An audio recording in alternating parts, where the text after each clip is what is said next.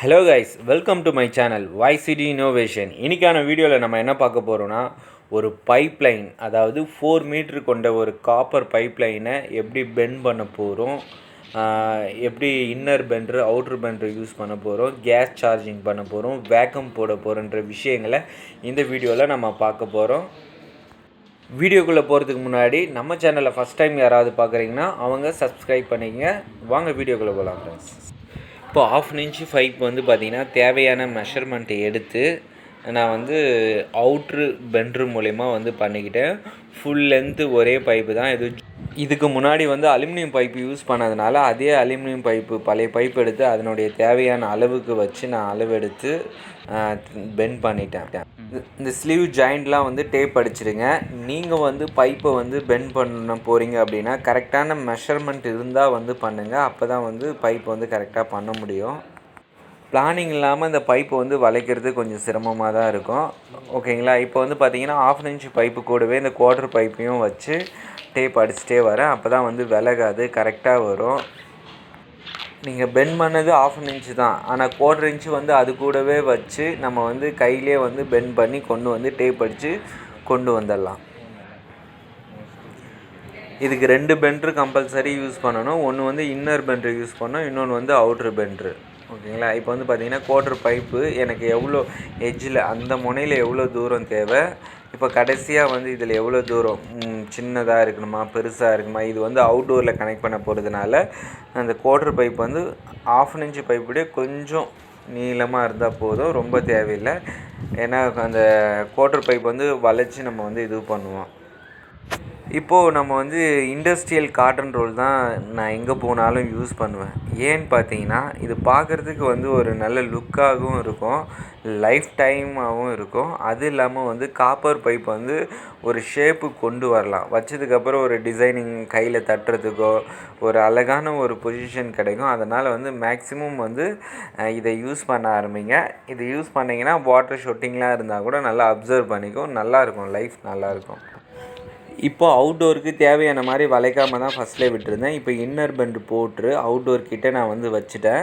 இப்போ கீழே ஒரு பெண்டு இருக்குது. இந்த பைப்பு அந்த அளவுக்கு கீழே போயிட்டு இருந்தால் நம்ம தைரியமாக வளைக்கலாம். இப்போ போகலை, கொஞ்சம் மேலே தான் நிற்கிது. அதனால் நான் கையிலையும் கால் மூலியமாகவும் லைட்டாக தட்டி தேவையான பொசிஷனுக்கு கொண்டு வந்துடுறேன். ஆனால் மேலே ஃப்ளார்நெட் கிட்ட டைட் பண்ணும்போது மட்டும் நல்லா ஃப்ரீயாகவே வளைக்கலாம். அதுக்காக டக்குன்னு வி மாதிரிலாம் வளைச்சிடக்கூடாது. யூ டைப்பில் தான் கொஞ்சம் கொஞ்சமாக தான் நம்ம வளைக்கணும். அப்போ தான் இந்த ஸ்ப்ரிங்கு உள்ளே மாட்டிக்காமல் இருக்கும், கரெக்டான பைப்பு மடிஞ்சிருக்கும். இப்போது நாங்கள் குத்தம்பாக்கம் ஏரியாவில் ஏசி மாட்டிகிட்ருக்கோம். இங்கே பார்த்தீங்கன்னா கிராமம் ரொம்ப சூப்பராக இருக்கும். நிறைய விஜய் டிவி ப்ரோக்ராம்ஸ்லாம் இங்கே தான் எடுக்கிறாங்களாம். இப்போ பார்த்திங்கன்னா அந்த பைப்பில் சின்ன லைன்ஸ் மாதிரி இருக்குங்க இல்லையா, அந்த லைனு நம்ம அப்படியே ஃப்ளார் பண்ணோம்னா அந்த இடம் ஃப்ளார் ஒழுங்காக வராது. அதனால் நம்ம ஒரு சின்ன பிட்டாக கட் பண்ணிவிடுவோம். கட் பண்ணிவிட்டு நம்ம ஃப்ளார் பண்ணால் தான் ஃப்ளாரிங் கரெக்டாக வரும். இந்த flooring tool universal flooring tool. இது ஈஸியாக இருக்கும், டைம் டக்குன்னு பண்ணிடலாம். நீங்கள் 1 சென்டிமீட்ரு 1.5 சென்டிமீட்டருக்கு நீங்கள் ஹைட்டாக வச்சுட்டு தான் பண்ணணும். பழைய ஃப்ளாரிங் செட் மாதிரி நீங்கள் கரெக்டாக எட்ஜு ஒரு 5 mm அந்த மாதிரி வச்சு பண்ணிங்கன்னா இதில் ஃப்ளார் ஒழுங்காக ஆகாது. ஃப்ளார் பண்ணுறதுக்கு முன்னாடி நம்ம அந்த ஃப்ளார் நட் போட்டிருக்குமான்றதை கவனமாக பாருங்கள். நிறைய பேர் அதை மறந்துடுவாங்க. ஃப்ளார் பண்ணிவிட்டு மறுபடியும் கட் பண்ணணும். சில இடங்கள் கரெக்டாக தேவையான அளவு தான் பைப் இருக்கும், அந்த இடத்துல போய் கட் பண்ணிங்கன்னா நமக்கு எட்டாமல் போயிடும். இது மட்டும் மறக்காமல் நட்டு போட்டுட்டு ஃப்ளார் பண்ண ஆரம்பிங்க. கம்பல்சரி ஃப்ளாரிங் பண்ணிங்கன்னா அந்த ஆயில் நீங்கள் அப்ளை பண்ணியே ஆகணும். ஏன்னா நீங்கள் டைட் பண்ணும்போது இந்த பைப்பு முறுக்கும். அதுக்கப்புறம் ஃப்ளார் நட் ரிவர்ஸில் வராது. நெக்ஸ்ட் டைம் சர்வீஸ் ஒழுங்காக வராது. இல்லைனா கூட நீங்கள் டைட் பண்ணிக்கிட்டால் கூட ஆட்டோமேட்டிக் லூஸ் ஆகிறதுக்கு கூட வாய்ப்பு இருக்குது. கேஸ் லீக் ஆகும். அந்த பிரச்சனையெல்லாம் தவிர்க்கணும்னா நீங்கள் ஆயில் போடுங்க. நீங்கள் ஆயில் போட்டிங்கன்னா நீங்கள் டஃப்லான் கூட போட தேவையில்ல. பாருங்கள், நீங்கள் அந்த பைப்பு கரெக்டான இடத்துல வச்சுட்டு கையில் நீங்கள் டைட் பண்ணால் இந்த ஃப்ளார் டைட் ஆகணும். அப்போ தான் நீங்கள் அந்த பைப்பு தேவையான பொசிஷனில் ஷேப்பில் கொண்டு அங்கே வச்சுருக்கீங்க. அந்த எட்ஜும் கரெக்டாக இருக்கணும். நீங்கள் கையில் எடுத்து விட்டாலும் அதே இடத்துல திரும்ப உட்கார அளவுக்கு அந்த பைப்பை நீங்கள் தேவையான மாதிரி வளைச்சிக்கணும்.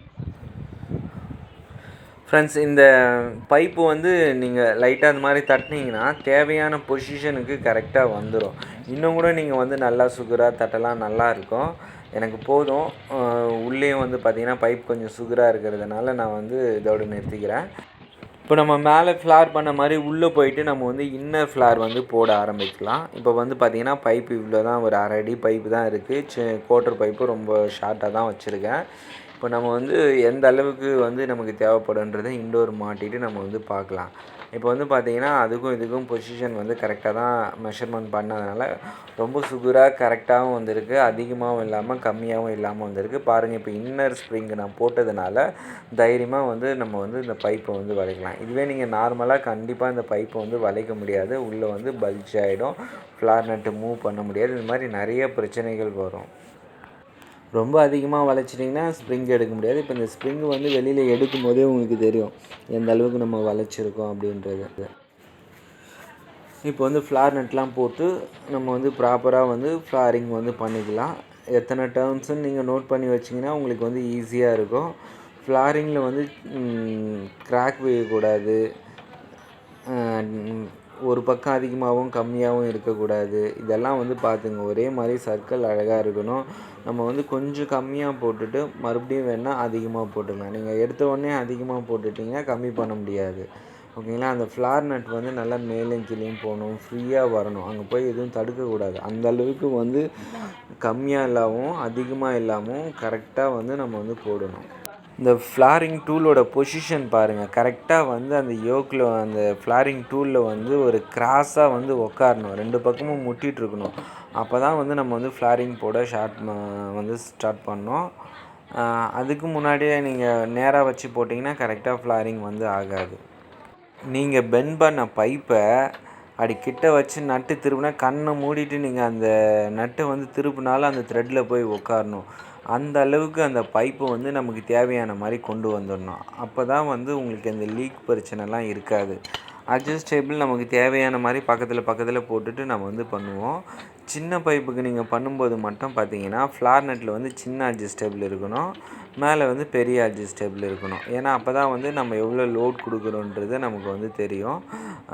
சின்ன குவார்ட்டர் பைப் வந்து நீங்கள் பண்ணும்போது வந்து அட்ஜஸ்டபிள் கிட்டேயே வச்சு பண்ணிக்கலாம். இந்த ஏசியில் என்ன பிரச்சனைனா அலுமினியம் பைப் போட்டிருந்தாங்க, கேஸ் லீக் ஆகிடுச்சு. நம்ம வந்து அவுட்டோருக்கு வந்து ப்ரெஷர் கொடுத்துருந்தோம், இன்டோருக்கும் ப்ரெஷர் கொடுத்துருந்தோம்.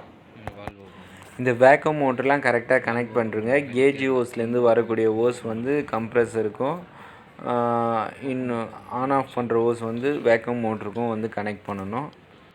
வேக்கம் மோட்ரு ஆன் பண்ணுறதுக்கு முன்னாடி 2 வால்வும் ஓப்பன் பண்ணி விட்டுருங்க. குவார்ட்ரு வால்வு, 1/2 இன்ச்சு வால்வும் ஓப்பனில் இருக்கணும்.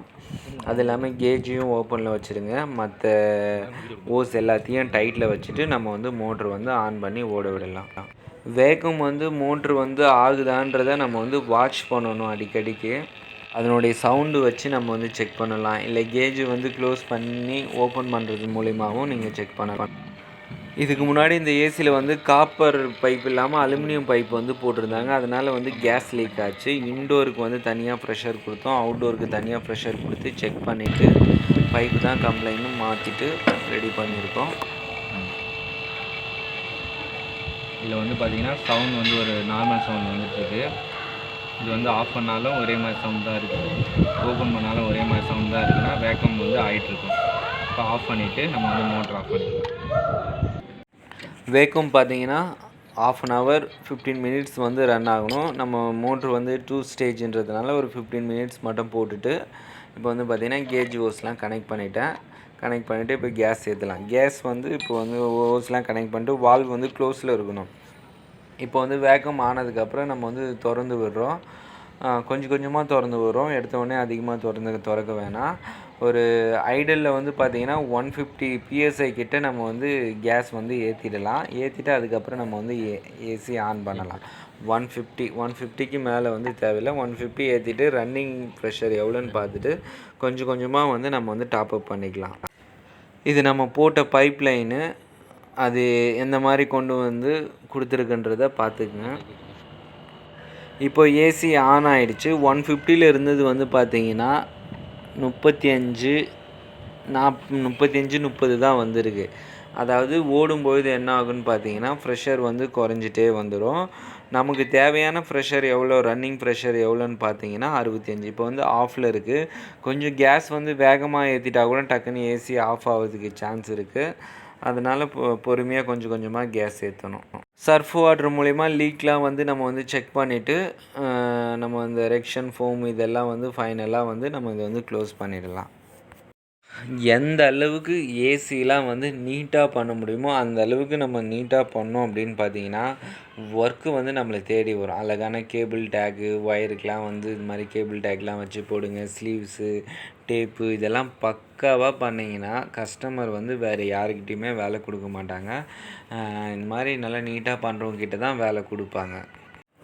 ஃப்ரெண்ட்ஸ், புதுசாக ஏதாவது ஒர்க் பண்ணணும், இந்த மாதிரி ஏசி வேலைலாம் பண்ணணுன்னா கரெக்டாக தெரிஞ்சுக்கிட்டு பண்ணுங்கள். ஏன்னா இது வந்து ரெஃப்ரிஜரேட்டரு, நைட்ரஜன் இந்த மாதிரி நிறைய இஷ்யூஸ்லாம் இருக்குது. நம்ம ஒழுங்காக பண்ணலைனா கூட கேஸ் வந்து லீக் ஆகிடும். இதனால் மறுபடியும் வந்து நம்ம வந்து நம்மளுடைய காசு போட்டு தான் இது வந்து சரி பண்ணுற மாதிரி இருக்கும். அதனால் கொஞ்சம் கொஞ்சம் பேசிக்ஸ்லாம் தெரிஞ்சுட்டு யாராவது ஒர்க் பண்ணுறவங்க கூட போயிட்டு கொஞ்சம் ஒர்க் பண்ணிவிட்டு இந்த வேலைலாம் நீங்கள் வந்து கற்றுக்கிறதுக்கு வந்து ரொம்ப பெஸ்ட்டாக இருக்கும். நிறைய சந்தேகங்கள்லாம் வரும். நிறைய வீடியோஸ்லாம் வந்து பார்க்கணும் இந்த வேலைலாம் வந்து செய்யணுன்னா. அதனால் தவறாமல் வந்து இந்த வீடியோஸ்லாம் வந்து ஃபாலோ பண்ணுங்கள். என்னென்னலாம் வந்து நீங்கள் தெரிஞ்சுக்கணுமோ அந்த மாதிரி விஷயங்கள்லாம் நான் உங்களுக்கு வந்து இந்த வீடியோ மூலயமா சொல்லிக் கொடுக்குறேன். தவறாமல் நம்ம சேனலை வந்து சப்ஸ்கிரைப் பண்ணுங்கள், லைக் பண்ணுங்கள். நீங்கள் லைக் பண்ணுறது தான் எனக்கு ஒரு மோட்டிவாக இருக்கும். ஃப்ரெண்ட்ஸ், ஏசி சம்மந்தமான வீடியோஸ்லாம் வந்து நீங்கள் பார்க்கணுன்னா நம்ம சேனலை நீங்கள் தவறாமல் ஃபாலோ பண்ணுங்கள்.